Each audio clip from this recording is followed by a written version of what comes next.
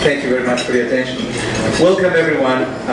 This is the CME Trade Summit 2011, so you are in the right place, and we're very excited to join you for half of the day today to go over international trade issues for companies in our province. Welcome one more time. I'd like to bring brief remarks on behalf of CME, and one of the items that I have in my agenda is to walk you through the agenda for the day. We've got a lot going on. This is typical of what we do related to the trade portfolio, because we always want to pack so much into such a short period of time. One comment about the trade portfolio. The trade portfolio is part of a vision that many of you around the room, forget all their titles, but many of you have volunteered over the years, have worked with government, chambers of commerce, in previous capacities. Ron will introduce more formally later, Reynold, Dave Jones, Craig, Dan Torbiak, have tricked with the idea of how do we enhance or elevate the notion of exports and the trade aspect of our manufacturing, and how do we actually do that in a way that companies will be better off, a better position to compete internationally. So that's what draw the conclusion of the trade portfolio. It is a portion of what is COE, the Center of Excellence, funded by both the federal and the provincial level, provincial governments. In this trade portfolio, we've highlighted a few deliverables so far. The portfolio has been created just over a year ago. We've held a number of sessions, one focused on China, another one in Brazil.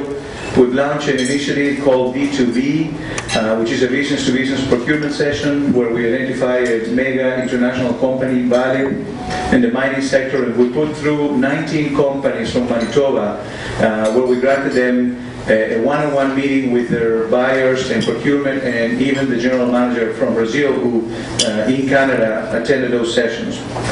The value that we want to bring from a CME perspective to you, to companies, is simply to keep it simple, to keep it real, and to try and bring some buyers and facilitator enablers to the table. And that's why we have a summit today. How to be truly a global company. Traditional business models are no longer an option, and especially not for our economy. Our SMEs need to reinvent themselves and think of ways to integrate in a number of areas. Customization, competencies, and arbitrage are the top three. Mistakenly, most companies think that only the bigger players can plan to this level of acumen and international trade expertise. Reality is that's not the case. We have to work even harder. When you come from a small and medium-sized enterprise background, you must make sure that you maximize every possible resource. And that's the intent that we have today. So later on, I'll introduce all of our sponsors who are fundamental players to enable you as SME to get off the ground and hopefully in a very intelligent way pursue opportunities internationally. Your biggest problems, our SMEs, are not related to your shortfalls and limitations of resources to pursue global trade, but rather your inability to adapt to global trends and your tardiness in identifying where do you fit in a global value chain. So if we can trigger some thoughts today and help you realize and have discussions around your tables on how to better address these issues, I think we would have done a good job. And with that, I'm going to explain in half a minute the concept of the program today. First of all, if you don't have one of these at your table, please raise your hands, and we're going to have staff going around and make sure that, especially for the sponsors that show up earlier today, to be set up. We're going to have some introductions, and Colin Robertson and Craig McIntosh will be our first two panelists to kick off the summit. Following that, we're going to facilitate a Q&A just for that portion of the panel. After that, I'm going to invite all sponsors, one representative per organization, to go to the back of the room by the table where you've presented all your materials, and we'll move on to the Who Can Help You're Not Alone section of the program. Following the coffee break, we're going to have 3 Manitoba companies present their own perspectives of doing business internationally, and they're going to be focusing, hopefully, on the realities of evaluating core competencies, adapting to international markets, and making it happen. And we're going to come to a conclusion with some closing remarks after that.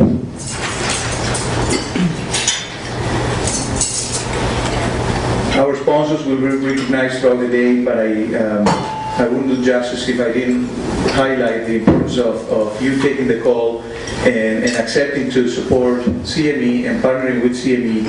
In this event, we have a larger financial and by number presence of private sector and government, which to us at CME is a strong indication of the role that CME has to play and the appetite in the business community for service providers to support you as manufacturers. With this, I'd like to invite Ron Kozlowski, Vice President of CME Manitoba.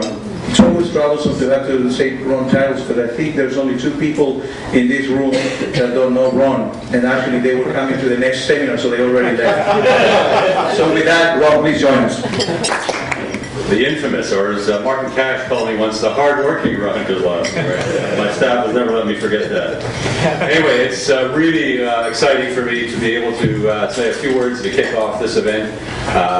We have worked, as Gustavo said, for a long time with our board and with the manufacturing community to look at addressing all the issues. CME, as a not-for-profit business group, is all about the mission of adding value, of helping manufacturers and exporters become more competitive and to grow their business. And it's that growing the business that we were challenged a few years ago by members of our board, and we've tried to build into our plans, and that's what we have here today.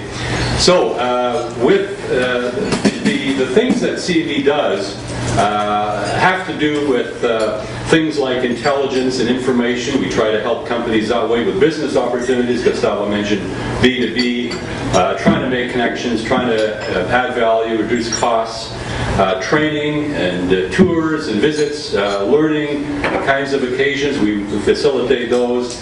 And at the core, we're a network organization, bringing people together, whether a manufacturer to manufacturer or the resources around manufacturing that support manufacturing. And so we see a bunch of those organizations represented here today in the room, and we're really pleased about that. The other thing that we do, and CME is a national organization, and Colin knows some of the folks nationally as well, but CME has been very active, including having somebody on the ground in Washington to represent Canada, to represent Canadian manufacturers on issues like Buy America and trying to create sane public policy and trade policy. And I think we're very active in encouraging the Canadian government and also working with the U.S. government, with the U.S. Manufacturing Association, who, by the way, are all for free trade as well, to try to avoid the protectionist issues and the border stickiness. So these are all things that we try to do in support of manufacturing. But locally over here, we've also realized that it's not just, you can't just pick and silo things. You can't say just, get lean and that'll solve all your problems, or get technology. We have our technology champion here today, Kevin Lusk, who's helping companies work on technology and innovation. But it's not just that, and it's not just the human resource development, the skills that are needed, but it's also the trade capacity.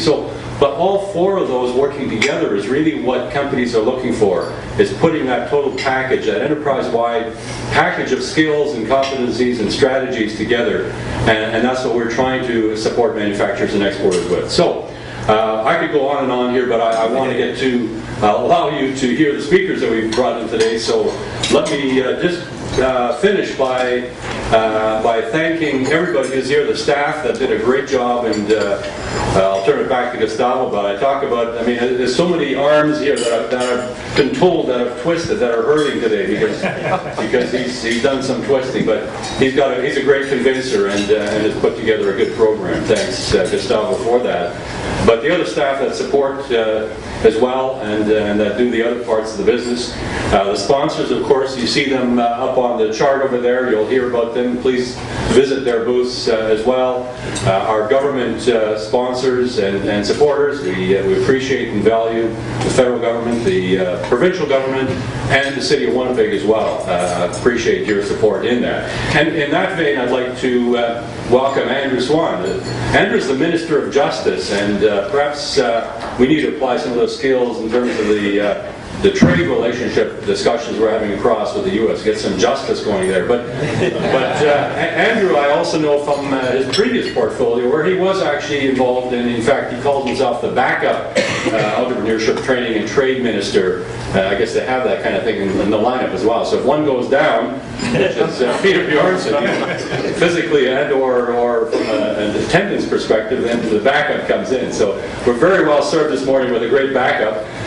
Andrew Swan, Minister of Justice, and invite you, with your commanding presence, to come forward and make comments on behalf of the province. Thank you very much.